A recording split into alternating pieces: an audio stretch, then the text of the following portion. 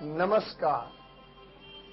ज्योतिष का सच कार्यक्रम में डॉक्टर रमित मलिक आपके समक्ष उपस्थित है। कल के कार्यक्रम के बाद जिस तरह से आप लोगों के फोन कॉल्स आए, बहुत खुशी होती है। इसलिए नहीं कि आप लोग इस कार्यक्रम या मेरी तारीफ करते हैं, बल्कि इसलिए कि शायद अगर इस कार्यक्रम के माध्यम से मैं अगर इस चैनल के द्वारा 10, 20, 50, 100 लोगों को भी अगर अवेयर कर सकूं, उनके अंदर जागृति पैदा कर सकूं, तो निश्चित तौर पर यह इस कार्यक्रम की सबसे बड़ी सफलता होगी। इस कार्यक्रम की बातें सुनकर बहुत सारे लोग ज्योतिष सीखने का इंटरेस्ट भी दिखाने का प्रयास कर रहे हैं। कई लोगों का यह सवाल भी होता है कि क्या सचमुच 1, 1.5, 2 साल ज्योतिष सीखने के बाद व्यक्ति इतना अधिक इस विद्या में पारंगत हो जाता है कि किसी की जन्म पत्री देखकर उनके आने वाले समय को बताया जा सके या किसी प्रकार से उनकी समस्याओं के उपाय बताए जा सकें। तो बड़ा अच्छा लगता है कि आज ज्योतिष विषय से संबंधित पढ़े लिखे लोग निश्चित तौर पर इस विद्या को अपनाने के लिए तैयार हैं। किसी समय किसी एक विशेष जाति से संबंधित विद्या मानने की जो भूल सनातन धर्म के लोग, हिंदू धर्म के लोग या हर प्रकार से हर आयु वर्ग, हर धर्म के लोग इसे समझते थे, आज कम से कम उन स्थितियों से लोग बाहर आते हुए इस विद्या को अपने कैरियर की तरह बनाने का प्रयास कर रहे हैं। ज्योतिष विषय पढ़े लिखे लोगों के द्वारा कहीं ना कहीं इसे जिस तरह से अपने जीवन में उतारने का प्रयास हो रहा है, वो निश्चित तौर पर इस ज्योतिष विषय का उत्थान होने का एक संकेत है। ज्योतिष का सच नाम के इस कार्यक्रम में ज्योतिष सिखाने की बात तो जिस तरह से की ही जाती है, एक ऐसा संकेत आपको पत्री के द्वारा प्रदान किया जाता है जिसको आप अपनी लाइफ में अगर कुंडली देखकर दूसरे के ऊपर अप्लाई करने का प्रयास करेंगे, निश्चित तौर पर उसके अद्भुत फल भी आपको देखने को जरूर मिलेंगे। आपकी कुंडली के आधार पर जीवन में आपको कब परेशानियां आनी हैं, कब समस्याओं से आसानी से आप निकलने का रास्ता प्राप्त करेंगे, दशा अंतरदशा के आधार पर उस बात की गणना कर लेना बहुत सहज संभव हो जाता है। कहते हैं a well begin is half done.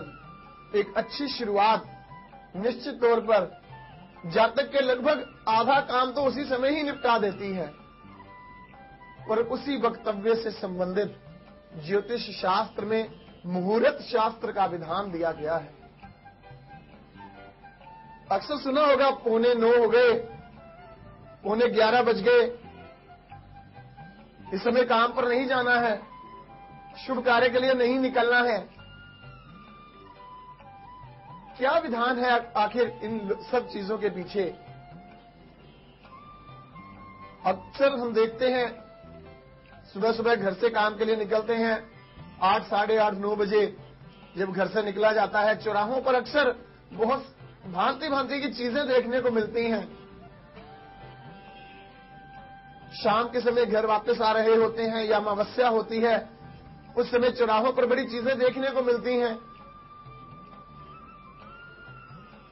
ये सब चीजें आखिर ज्योतिष से किस प्रकार से संबंधित हैं? इस चीज के राज को आप सहज ही ज्योतिष विषयों के द्वारा जान सकते हैं। किसी भी काम का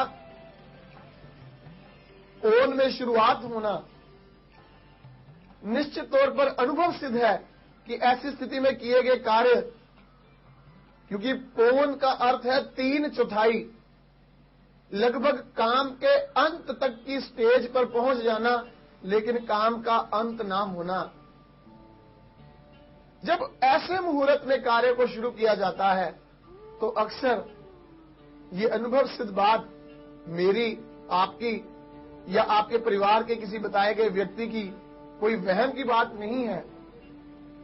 अनुभव कर ले, आपका वो काम जो आप सोचते थे 2-3 दिन में सिरे चढ़ जाएगा, उस कार्य के लगातार पेंडिंग पड़ते पड़ते पड़ते ही इतना समय बीत जाता है कि जहां तक परेशान हो जाते हैं कि इस काम का अब कब अंत हो और नए काम की तरफ आगे बढ़ा जाए।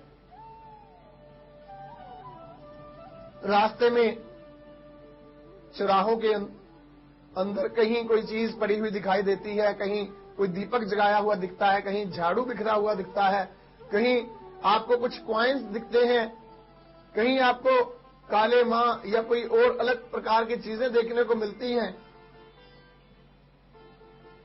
यह असल में ज्योतिष ना होकर इसे टोने टोटके का प्रयोग कहा जाता है।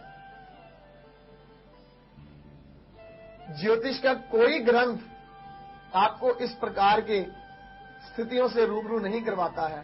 कई बार पढ़े लिखे लोग जब एडमिशन क्लासेस के लिए पूछने आते हैं, उनका यह प्रश्न होता है कि इस प्रकार के काम करके आत्मग्लानि अनुभव होती है कि हम ये कैसे काम कर रहे हैं, चढ़ावों पर हम ये क्या कर रहे हैं।